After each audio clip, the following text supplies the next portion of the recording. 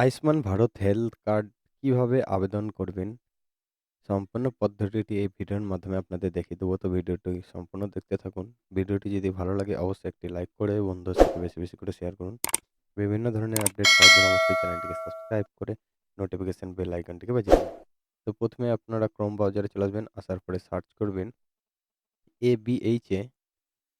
Search করার পরে আপনারা দেখতে পাবেন ABH এ যে আয়ুষ্মান ভারত ১ম লিঙ্কটি আপনারা সেটি ওপেন করে নেবেন।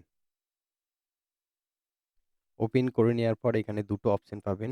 একটা আধার কার্ড দিয়ে আর একটা আপনার ড্রাইভিং লাইসেন্স দিয়ে। তা আপনারা আধার কার্ড দিয়ে করতে পারেন।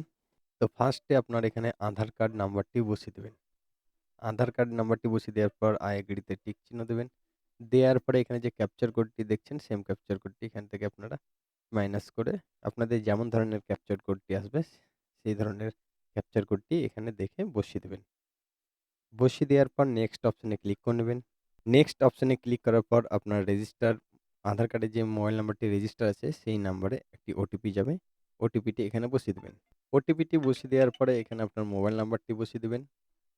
মোবাইল নাম্বারটি বসিয়ে দেওয়ার পর নিচে নেক্সট অপশনে ক্লিক করে নেবেন।